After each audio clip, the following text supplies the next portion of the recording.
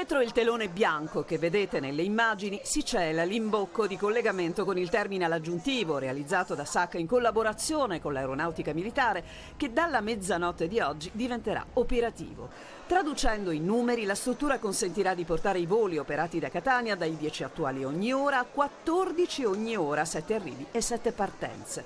Ma nel cronoprogramma del 2 agosto c'era anche la conclusione dei lavori di bonifica del terminal A, cosa avvenuta e che adesso lascia spazio alla domanda su quando il terminal potrà riaprire. La data ufficiale non c'è ancora, ma dalla nota di SAC, che parla dei primi giorni della settimana prossima a ottenimento delle autorizzazioni necessarie, combinata all'osservazione dell'ultimo carico di merce, giornali e riviste, che è stato estratto dal terminal adesso soggetto alla pulizia complessiva prima dell'ingresso di nuova merce e di prodotti da ristoro, la percezione è che manchi poco per il ritorno alla normalità. Il 17° giorno di disagi, di voli dirottati, cancellati, di attese in luoghi approntati per fare fronte all'emergenza, ma non esattamente confortevoli, è trascorso nello scalo catanese in un misto di consapevolezza, rassegnazione e qualche timore. Quante ore prima è arrivato? Prestissimo. Ma perché? Perché aveva paura vista la situazione? Sì, paura, sì, perché non sapevo se potevo andare o potevo ritornare di nuovo a Comiso. Cerco di essere positivo, di guardare sempre in meglio e che la situazione migliori al più presto. Non pensavo però che una situazione del genere durasse più di 20 giorni. È una situazione da pazzi, sembra che non abbiano capito cosa fare. Domani intanto nuova visita del presidente della regione siciliana Schifani all'aeroporto Vincenzo Bellini di Catania. Il governatore, insieme al presidente nazionale dell'ENAC Pierluigi Di Palma e all'amministratore delegato di SAC Nico Torrisi, effettuerà un sopralluogo per verificare le condizioni del Terminal A.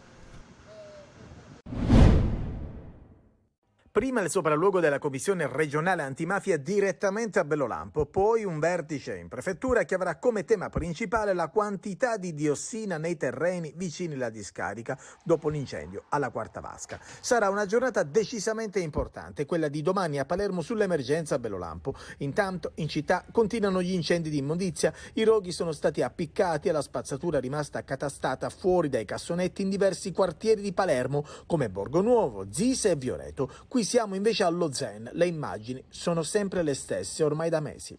Incendi anche in via Messina Marine, la situazione della raccolta resta critica dopo l'emergenza nella discarica di Bellolampo a seguito dell'incendio della Quarta Vasca. Molti quartieri di Palermo sono invasi dai rifiuti e la raccolta va a rilento. Estate è ormai sinonimo anche di emergenza immondizia. A Bellolampo operai e anche ditte esterne lavorano giorno e notte per soffocare gli ultimi focolai del vasto incendio che ha colpito la Quarta Vasca. E il sindaco La Galla ha annunciato che fornirà alla magistratura le immagini del rogo dei giorni scorsi che ha provocato la diossina. Nelle ultime ore le fiamme hanno interessato anche altre parti della Sicilia. A Enna e Vulcano i vigili del fuoco, prima di avere la meglio sulle fiamme, sono stati impegnati a lungo. L'ecomostro che svetta di fronte al commissariato di polizia di Gela verrà bonificato. Arriva a distanza di quasi 10 anni dall'ultimo intervento l'ordinanza del comune per ripulire e mettere in sicurezza l'area. Il rudere era diventato ormai un pezzo del paesaggio non certo esaltante della via Venezia, la tangenziale gelese. Uno dei tanti scheletri in cemento armato a cui l'occhio fa l'abitudine dopo un po' di tempo, ma ciò che resta del cantiere dal quale sarebbe dovuto sorgere un piccolo centro commerciale si è ormai trasformato in una bomba ecologica.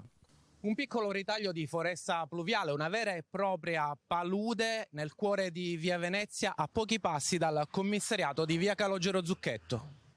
Migliaia di metri quadri ricoperti d'acqua stagnante, in alcuni punti profonda anche metri, nella quale si è sviluppato un vero e proprio ecosistema a sé stante, con animali e parassiti che prosperano al suo interno durante tutto l'anno. Una bomba ecologica sulla quale intervenire con urgenza prima che crei ulteriori danni. Abbiamo intimato all'amministratore giudiziario di intervenire immediatamente per risolvere quei problemi di natura igienico-sanitaria, di rimuovere tutte le erbacce, insomma di bonificare e sanificare tutta quella zona.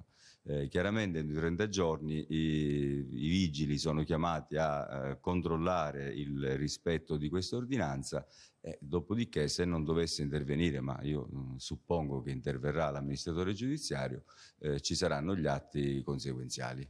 Scaduti i 30 giorni previsti dall'ordinanza, sarà il comune stesso a provvedere addebitando i costi alla ditta. Si chiude un ciclo, inizia una nuova fase per il Comune di Messina. L'ok della Corte dei Conti al piano di riequilibrio consentirà a Palazzo Zanca adesso di poter agire senza i vincoli del predissesto. Non una roba da poco per un ente che ha potuto operare negli ultimi anni solo ricorrendo ai fondi extra bilancio e senza poter contare sul sostegno dello Stato. Si sono fatte delle scelte anche impopolari, si sono fatte delle scelte nette. Si è fatta una scelta, quella di prendere in mano il piano di riequilibrio e di saperlo gestire. Sicuramente l'abbattimento della massa debitoria, ma non solo l'abbattimento, anche il pagamento della massa debitoria. Il Comune potrà muoversi più liberamente slegando quei vincoli finanziari che finora l'hanno costretto a ricorrere ai fondi extrabilancio per qualunque investimento. Un esempio, Messina potrà tornare a trattare con Cassa Depositi e Prestiti per avere finanziamenti utili a qualsiasi attività, dalla sistemazione degli impianti sportivi alle strade. Gli investimenti, non c'è più il rischio di subire questo provvedimento. Io ritengo però che sia arrivato anche il momento che la Giunta Basile pensi anche a ridurre le tasse che sono al massimo. Siamo contenti soprattutto per la città, perché andare in dissesto, sappiamo tutti cosa poteva succedere, oltre già che le tasse sono al massimo, tutto, non si potevano effettuare altri, tutti i vari appalti, tutte le cose che stanno portando avanti la città.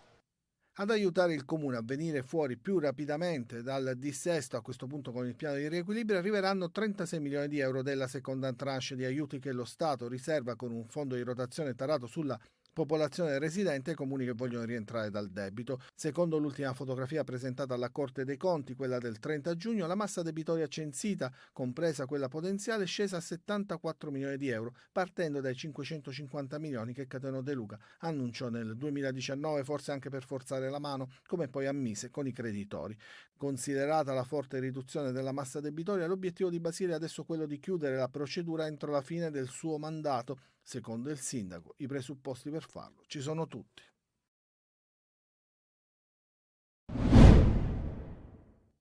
Se il Palermo continua a faticare a Pinzolo, in attesa dell'inizio della stagione ufficiale, la dirigenza rosanero prova ad alzare il livello di qualità della rosa. È chiusa la trattativa per Diego Valencia. Il giocatore ha già lasciato il ritiro della Salernitana e nei prossimi giorni svolgerà le visite mediche. È probabile che l'attaccante arrivi già a Pinzolo, ma il percorso per formalizzare l'accordo è lungo e quindi l'ufficialità potrebbe arrivare dopo il 4 agosto. L'arrivo di Valencia aggiunge un tassello all'attacco. Il cileno è un under, quindi non occupa un posto nella lista principale e può giocare sia da prima punta che da esterno. Il suo arrivo comunque non esclude l'ingaggio di un altro esterno offensivo che potrebbe essere Rigoberto Rivas della Regina. Il Palermo è concentrato anche a rinforzare centrocampo e difesa. Prossimamente dovrebbero arrivare novità sul caso Regina, quindi potrebbe sbloccarsi l'arrivo di Gianluca Di Chiara. Per la fascia sinistra della difesa l'altra opzione è Nicolò Corrado, ma la Ternana vuole continuare a puntare su di lui e chiede tanto per il trasferimento. Intanto, dopo l'infortunio, il Palermo ritrova Francesco Di Mariano. Sto bene, sto recuperando e semplicemente stiamo gestendo i carichi per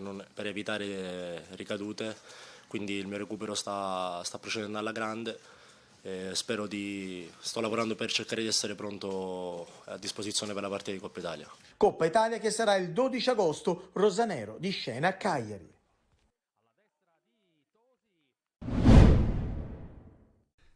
La nuova maglia a strisce rosso-azzurre d'ordinanza, ma più strette, e i simboli di Catania dall'elefante al mare fino allo stadio con le nuove poltroncine rosso-azzurre e poi sulla metro con Rapisarda testimonial. Il club di Pelligra presenta la sua nuova prima maglia direttamente sui social ed è un richiamo per il pubblico. Prima di desiderarla, immaginala con noi, si legge. Sarà la divisa della squadra che è tornata fra i professionisti e che è pronta a finire sulle spalle anche dei nuovi acquisti che arriveranno. Mentre la squadra continua a lavorare a Zafferana, il DS Laneri si concentra sul mercato. Sono 4 le pedine decisive, il portiere, 2 difensori centrali e l'attaccante. Il resto, l'attaccante esterno giovane e forse un altro centrocampista, verrà dopo. Per l'estremo difensore sono tanti nomi seguiti, da Dini a De Lucia, da Furlan a Livieri. A breve si scioglieranno le riserve. Il mercato DC è complicato anche dalla questione ricorsi. Con tante squadre in ballo, l'essere più o meno ammessi ad un campionato piuttosto che ad un altro può definire i destini di alcuni giocatori che potrebbero essere liberati. Ecco perché il Catania aspetta, ma non lo farà all'infinito, portiere attaccante con Di Carlo Carmine fra i nomi seguiti dovrebbero essere definiti nelle prossime ore. In difesa la trattativa per Quaini è ferma, il Catania ha fatto un'offerta da cui non deroga, il Fiorenzuola aspetta un altro passo che a questo punto non si sa se arriverà. Dal Catania al Messina, preso l'esterno sinistro di difesa il giovane Lorenzo Tropea in prestito dall'Empoli. Mancano almeno un difensore centrale, 2 centrocampisti e un attaccante.